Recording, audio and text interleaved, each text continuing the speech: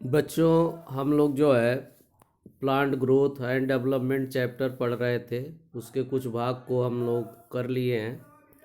आइए आज शेष भागों के क्वेश्चन का अध्ययन करें। और बच्चों, जो कोई दिक्कत महसूस होती है, जो कुछ कठिन वर्ड होते हैं, उसको आप हमारे व्हाट्सएप ग्रुप के माध्यम से या डायरेक्ट फ़ोन करके भी इसका हल करवा सकते हैं आप।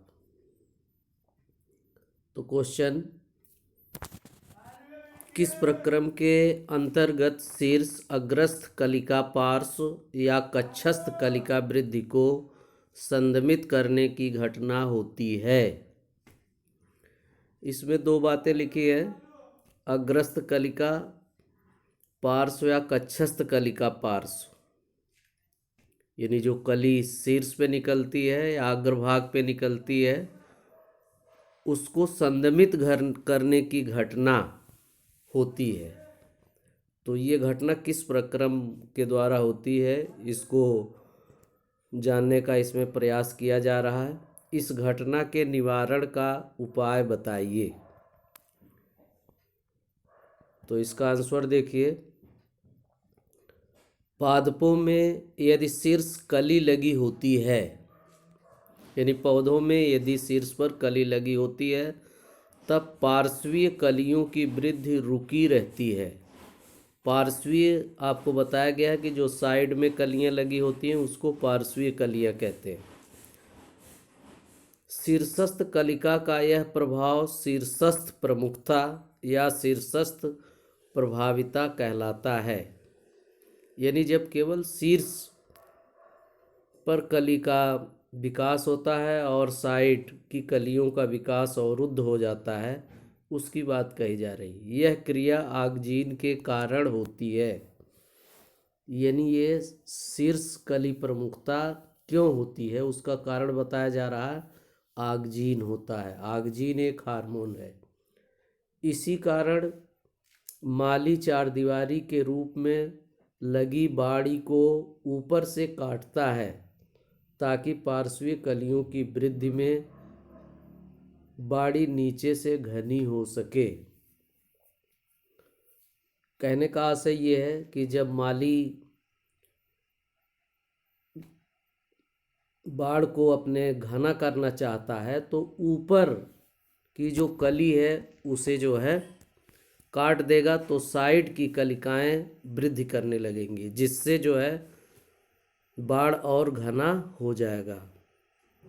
तो इसे आपने देख लिया। अब अगले क्वेश्चन को देखें। पादप वृद्धि पदार्थों के अनेक व्यवहारिक अनुप्रयोग हैं। यानी पादप वृद्धि पदार्थ के अनेक उपयोग हैं। उन पादप वृद्धि पदार्थों के नाम बताइए जिनका उपयोग नंबर 1, यानी इसमें 4 क्वेश्चन दे दिया एक क्वेश्चन में ही, गन्ने की उत्पादकता बढ़ाने में होता है। यानी किस पादप वृद्धि पदार्थ का उपयोग गन्ना के उत्पादन को बढ़ाने में होता है। दूसरा, कक्षीय प्ररोह की वृद्धि को प्रेरित करने में होता है। तीसरा पार्ट इसका है, आलू के कंद में अंकुरण उत्पन्न करता है।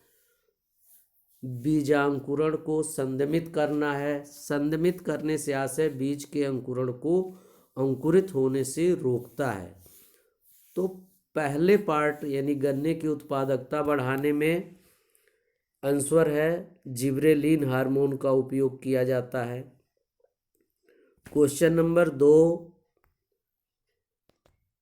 में कक्षीय प्ररोह की वृद्धि को प्रेरित करने में, यानी जो कक्षीय प्ररोह है, तने हैं, उसकी वृद्धि को प्रेरित कौन हार्मोन करता है? तो आगजीन नामक हार्मोन करता है। नंबर 3, आलू के कंद में अंकुरण उत्पन्न करता है। तो आलू के कंद में कौन हार्मोन अंकुरण उत्पन्न करता है? इसे बताया गया साइटोकाइनिन। चौथा क्वेश्चन, बीजांकुरण को संदमित करता है, यानी बीज को अंकुरित होने से रोकता है। तो आंसर है इसका अब्सिसिक अम्ल। अगला क्वेश्चन देखिए, क्या होगा अगर, यानी इसमें भी 4 क्वेश्चन दिए गए हैं। पहला दिया गया है, एक सड़ा फल कच्चे फलों के साथ मिला दिया जाए, यानी कच्चे फल है उसके साथ एक सड़ा फल मिला दिया जाए तो क्या हो जाएगा। नंबर 2, अगर आप संवर्धन माध्यम में साइटोकाइनिन डालना भूल जाएं, यानी आप किसी चीज़ का संवर्धन कर रहे हैं, उसका डेवलपमेंट कर रहे हैं, तो यदि उसमें साइटोकाइनिन नामक हार्मोन डालना भूल जाएं तो क्या प्रभाव पड़ेगा। तीसरा है GA3 को जिब्रेलिक एसिड यानी जिब्रेलिन हार्मोन का ये केमिकल नाम है। तो GA3 को धान के नवोद्भिद पर छिड़का जाए, नवोद्भिद से आशय नए पौधे को, जो अंकुरित हुआ नया पौधा है वो नवोद्भिद कहलाता है। चौथा क्वेश्चन का पार्ट है, विभाजित कोशिका विभेदन करना बंद कर दे, यानी विभाजित कोशिका विभेदन करना बंद कर दे तो क्या होगा। आइए अब एक एक करके इनके आंसर को देखें। तो एक सड़ा फल कच्चे फलों के साथ मिला दिया जाए तो इसका आंसर देखिए, सड़े फल से एथिलीन गैसीय हार्मोन निकलता है, यानी सड़े फल से क्या निकलता है, एथिलीन गैस, और एथिलीन गैस एक हार्मोन की तरह कार्य करता है। इस हार्मोन के प्रभाव से कच्चे फल जल्दी पक जाएंगे, यानी जो सड़ा फल है, सड़े फल से एक हार्मोन निकल रहा है जिसे एथिलीन हार्मोन कहा जा रहा, और ये अन्य कच्चे फलों को पकाने में सहायता करेगा।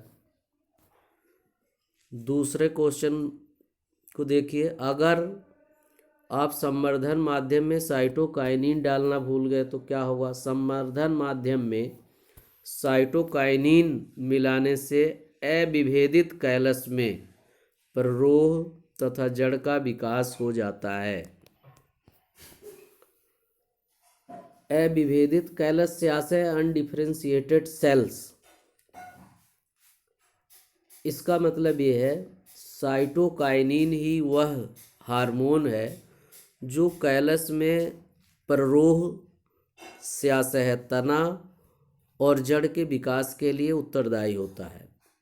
यदि साइटोकाइनिन संवर्धन माध्यम में नहीं डाला जाएगा तो इसके विकास पर प्रतिकूल प्रभाव पड़ेगा, यानी इसका डेवलपमेंट ठीक तरह से नहीं हो पाएगा, यानी कैलस में जड़ और तने का विकास नहीं होगा। तीसरे क्वेश्चन को देखें, GA3 को धान के नवोद्भिद पर छिड़का जाए, यानी जिब्रेलिक एसिड को यदि धान के अंकुरित हुए पौधे पर छिड़का जाए तो क्या प्रभाव पड़ेगा, इसे देखिए। तो GA3 के प्रभाव से धान के नवोद्भिद पादप अधिक लंबे हो जाते हैं, यानी अंकुरित हुए पौधे पर यदि हम जिब्रेलिक एसिड या जिब्रेलिन नामक हार्मोन का छिड़काव करते हैं तो वह पौधा अत्यधिक लंबा हो जाता है, इनकी पत्तियां पीली और तना लंबे हो जाते हैं। इन लक्षणों से युक्त रोग को बैकन रोग कहते हैं, यानी जब ऐसा लक्षण दिखाई देता है कि पौधा ज़रूरत से ज़्यादा लंबा हो गया, उसकी पत्तियां पीली हो गई, तब इस रोग को हम बैकन डिजीज कहते हैं, और इसका दूसरा नाम फुलिस सीडलिंग रोग भी है। चौथे क्वेश्चन में देखेंगे, विभाजित कोशिका विभेदन करना बंद कर दे, यानी जो कोशिका विभाजित हो रही है उसमें डिफरेंशिएशन बंद हो जाए तो क्या प्रभाव पड़ेगा। तो देखिए इसका आंसर, यदि विभाजित कोशिका विभेदन करना बंद कर दे तो अविभेदित कोशिकाओं का समूह कैलस ही बना रहेगा। यानी कोई कोशिका विभाजित हो रही है, यदि उसमें विभेदन नहीं होगा, यानी वो न जड़ बना पाएगा न तना बना पाएगा, तो वह एक कैलस की तरह ही आपको दिखेगा। आइए अब अगला क्वेश्चन ले। ऑक्जीन के वृद्धि नियंत्रक कार्यों पर टिप्पणी लिखिए। यानी इसका मतलब ये है कि ऑक्जीन जो हार्मोन है वह ग्रोथ रेगुलेटर है। वो किस तरह से ग्रोथ को रेगुलेट करता है उसे देखना है। तो ऑक्जीन का पहला वर्ग आंसर में आप देख रहे हैं, विलगन का रुक जाना। विलगन से आशय होता है अलग हो जाना। तो देखिए, ऑक्सीजन की सांद्रता कम हो जाने पर विलगन परत बन जाने से पत्तियां, फूल व फल गिरने लग जाते हैं। यानी जब ऑक्सीजन की सांद्रता कम हो जाएगी तो पत्तियों में, फल में, फूल में एक विलगन परत, डिसोसिएशन लेयर बन जाएगा, जिससे पत्तियां, फल, फूल पौधे से अलग होने लगेंगे। 2,4-D, IBA यानी indole butyric acid, NA naphthalene acetic acid इत्यादि ऑक्सीजन का छिड़काव करने से विलगन रुक जाता है। यानी आप यदि indole butyric acid, naphthalene acetic acid, 2,4-D जो ऑक्सीजन हार्मोन की तरह कार्य करते हैं, यदि आप पौधे पर इन रासायनिक हार्मोन को छिड़क देंगे तो डिसोसिएशन लेयर नहीं बनेगी और जिससे पत्तियां, फल, फूल पेड़ पर अधिक समय तक लगे रहेंगे। दूसरा ऑक्सीजन का कार्य क्या है? प्रसुप्ति यानी डॉर्मेंसी। ऑक्सीजन का प्रयोग करके कलिकाओं, बीजों व कंदों को सुप्त किया जा सकता है। यानी इनके ग्रोथ को होने से रोका जा सकता है, जिससे इन्हें अधिक समय तक शीत भंडारण में रखा जा सकता है। यानी यदि ऑक्सीजन का छिड़काव किया जाए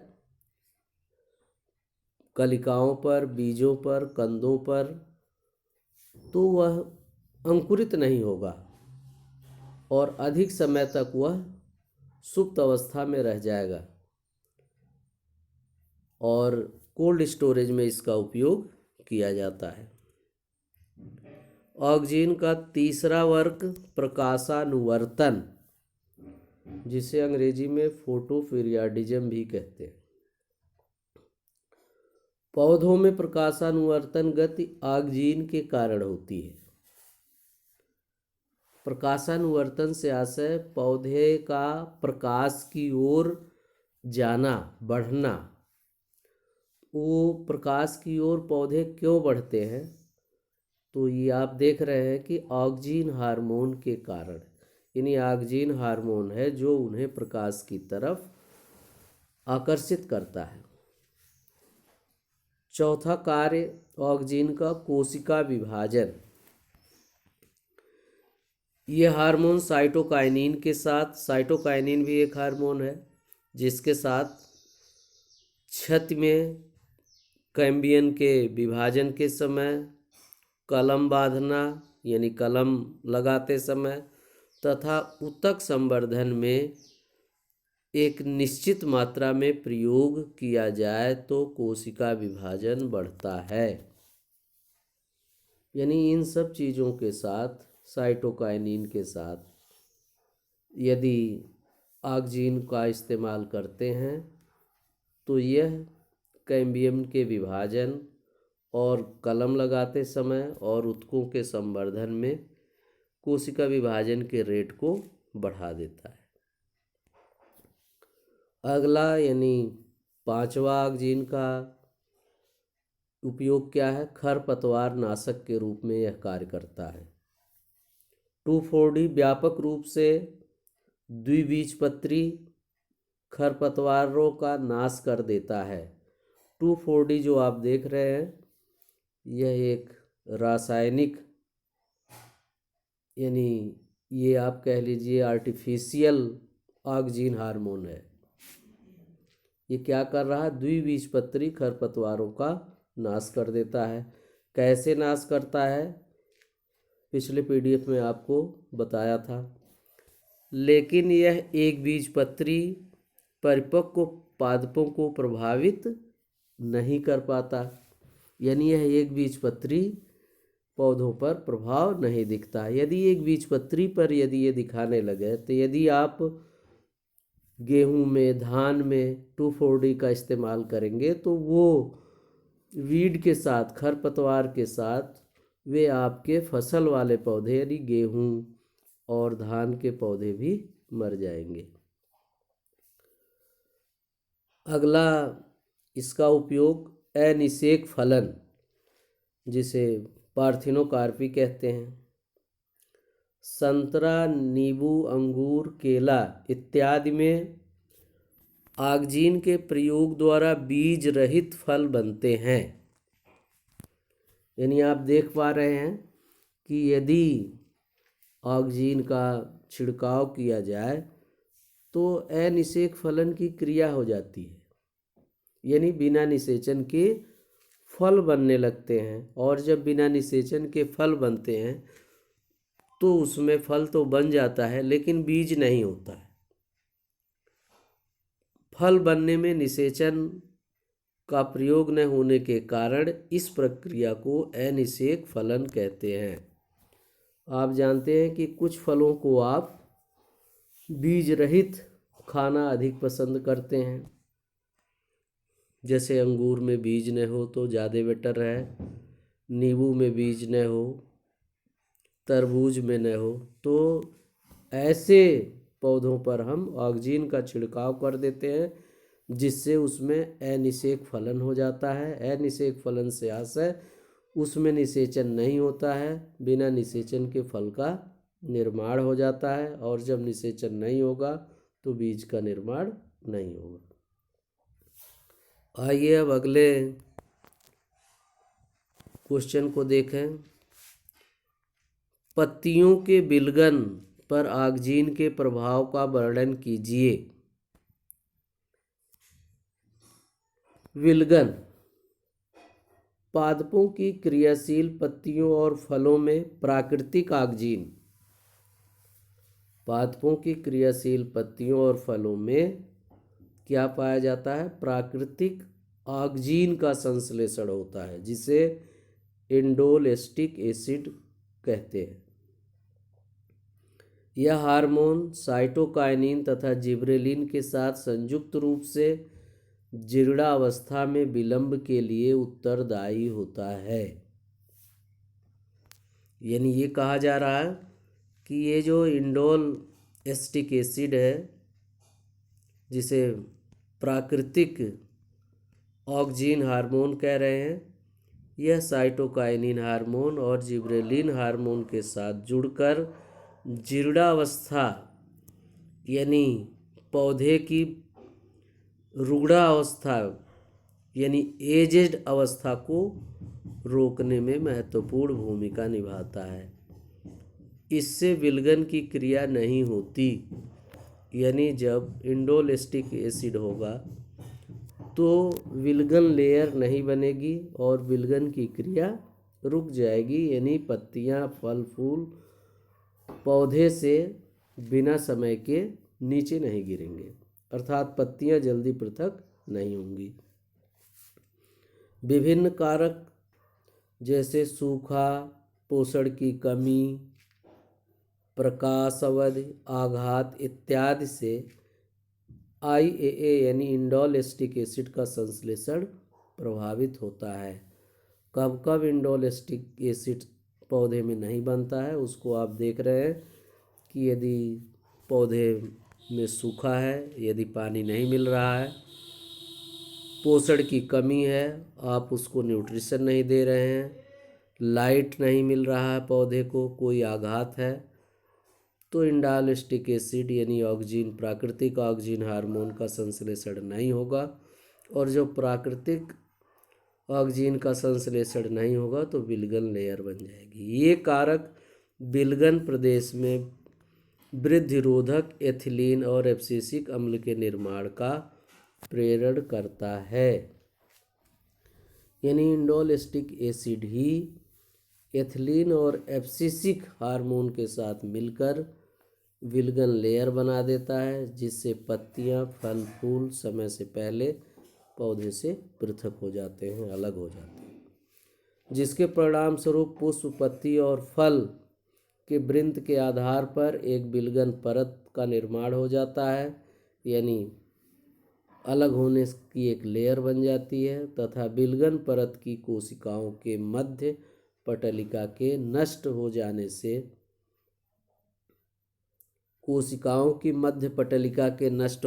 से पत्ती, पुष्प, फल, पादप से अलग हो जाते हैं, यानी पृथक हो जाते हैं। प्राकृतिक ऑक्सीजन यानी इंडोल एस्टिक एसिड के छिड़काव से विल्गन परत का निर्माण नहीं होगा, और जब विल्गन परत का निर्माण नहीं होगा तो ये क्रिया रुक जाएगी और पत्तियां, फल, फूल पौधे से पृथक नहीं होंगे। आइए अब अगले प्रश्न को देखें। यदि एक अंकुरित पादप की वृद्धि पादप की शीर्ष कलिका काट दी जाए, यदि अंकुरित पादप की शीर्ष कलिका यानी जो उसके अग्रभाग पर है वो कलिका आप काट देते हैं तो पादप की वृद्धि रुक जाती है। क्यों? कारण दीजिए। आइए इसका आंसर देखें।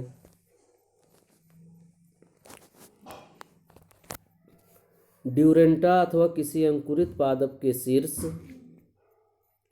अथवा अग्रभाग को काटने पर शीर्ष कलिका भी पृथक हो जाती है, यानी जब अगले भाग को आप काट देंगे तो उस पर जो कलिका है वो भी अलग हो जाती है, जिसके परिणाम स्वरूप शीर्षस्थ विभजोतक भी पृथक हो जाता है।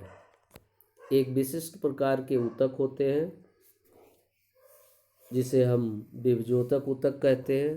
तो जब आप शीर्ष कलिका को काटते हैं तो ये विभजोतक ऊतक भी अलग हो जाता है, और ये विभजोतक ऊतक ही वृद्धि के लिए, तने की वृद्धि के लिए रिस्पांसिबल होता है।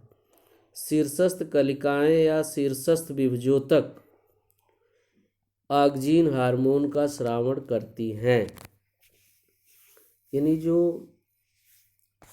शीर्ष पर कलिकाएं बनी हुई हैं उन शीर्ष पर कलिकाओं में विभजोतक ऊतक है, विभाजित होने वाली कोशिकाएं हैं, उनका कार्य है ऑक्सीजन हार्मोन का निर्माण करना, स्रावण करना।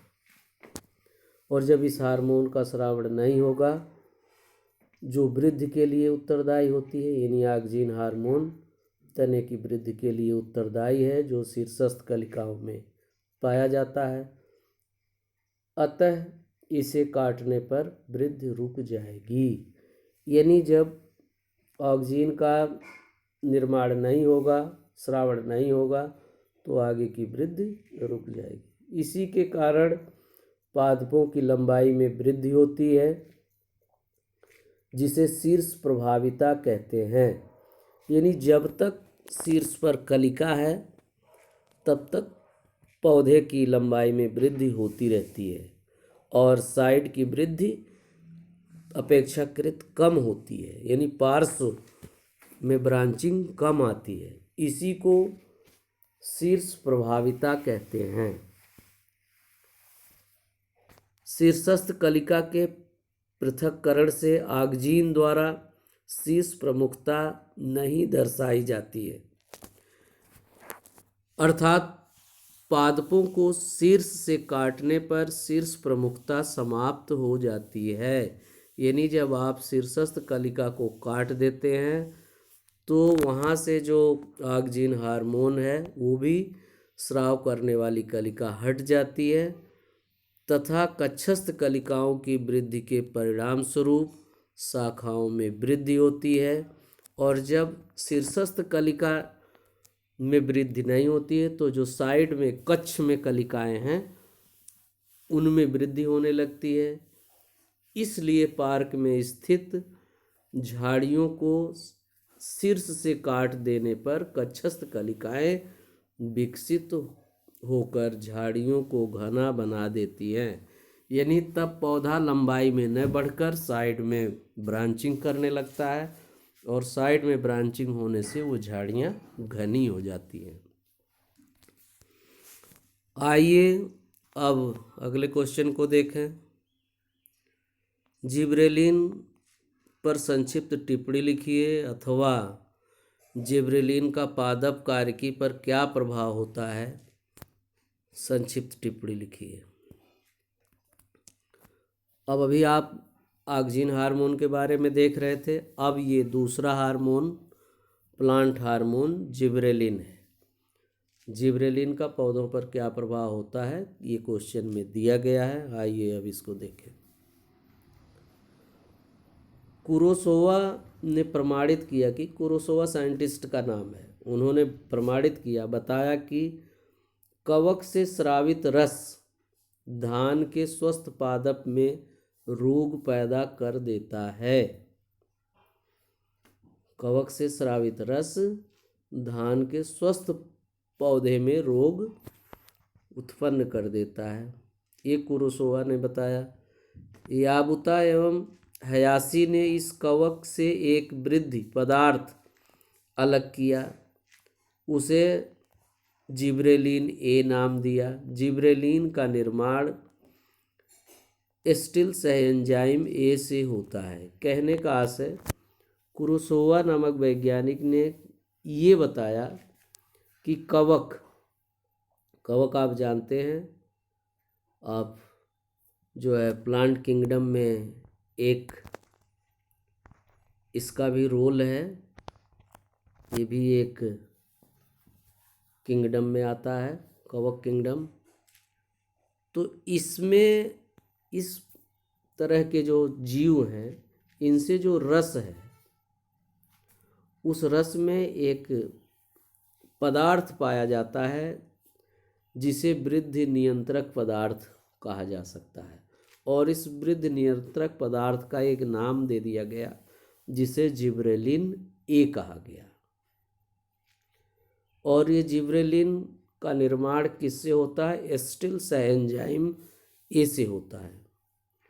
आइए अब जिब्रेलिन के कार्य को देखें। अब तक आपने देखा, यानी आपसे पूछा जाए कि जिब्रेलिन की खोज किस वैज्ञानिक ने किया था तो आप बताएंगे कुरोसोवा।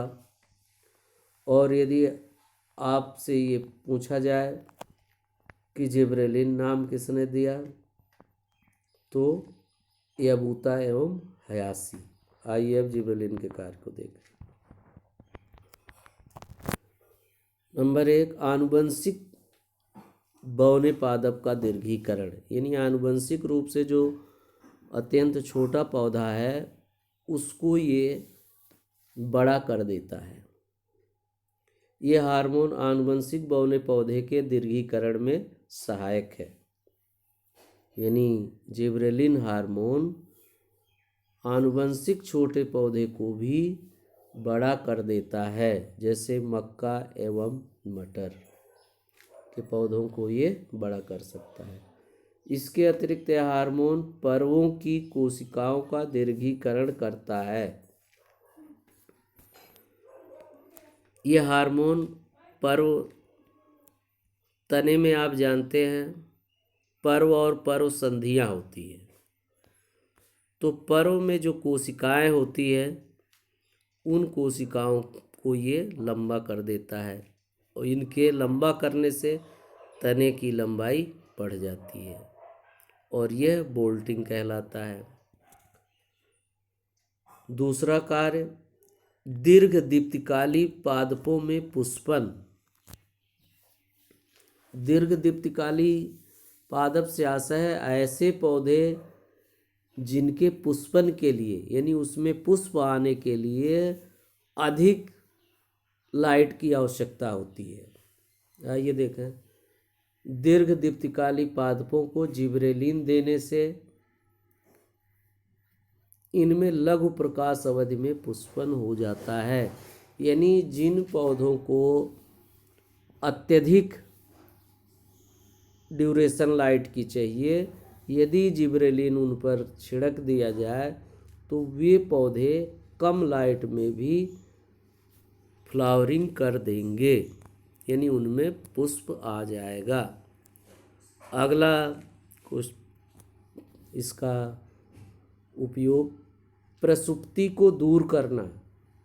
इसके पहले आप देखे थे ऑक्जीन में वो प्रसुप्ति करता था और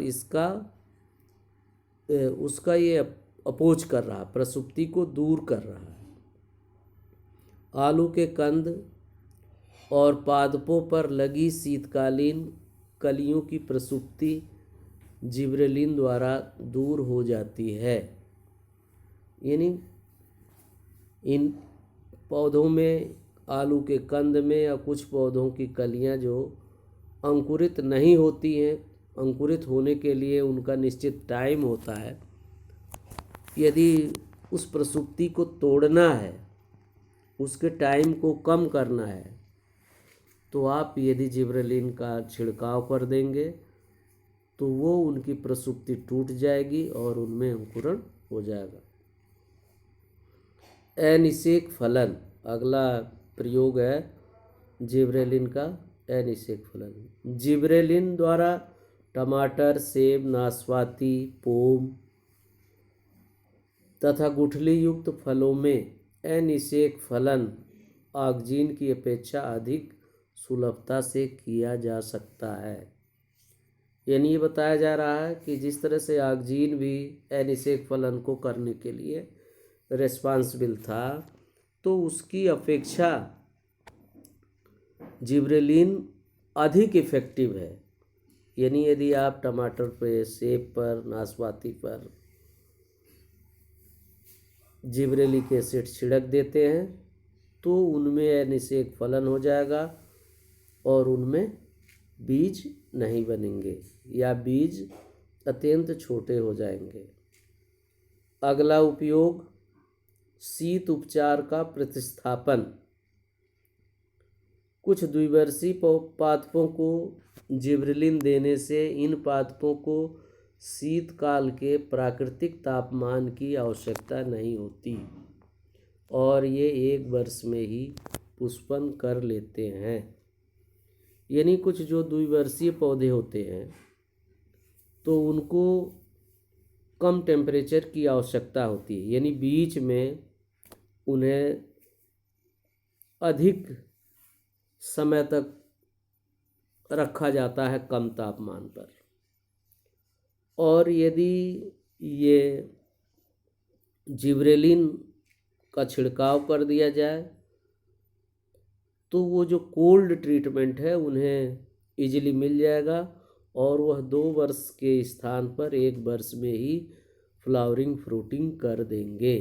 कहने का आशय उनका जो है सब्स्टिट्यूशन हो जाएगा, प्रतिस्थापन हो जाएगा। अगला बीजों का अंकुरण।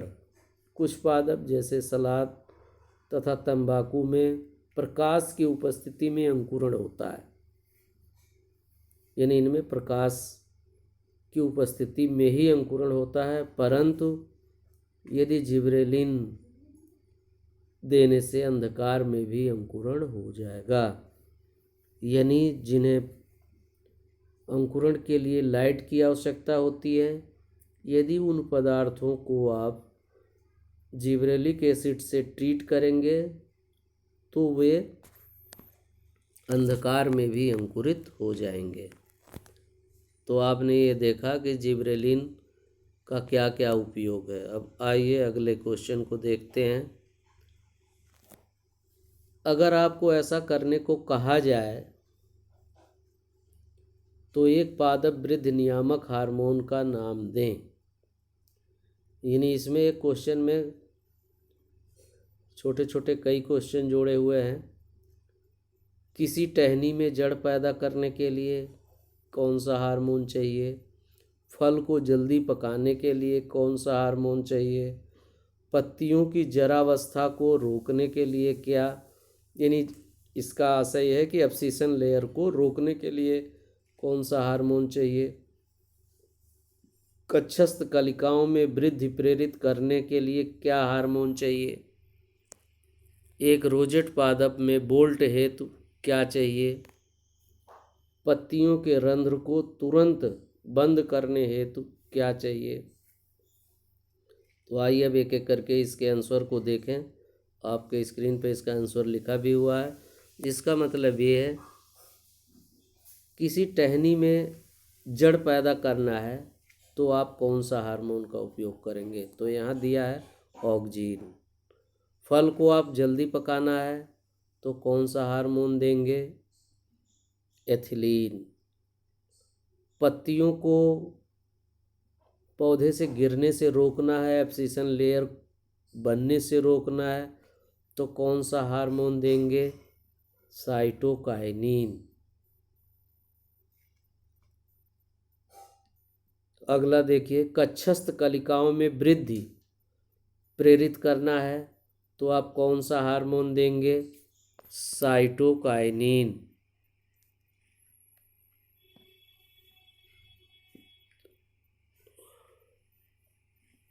एक रोजेट पादप में, अभी रोजेट को आपने देखा था, पादप में बोल्ट है तो क्या देंगे, जिब्रेलिन।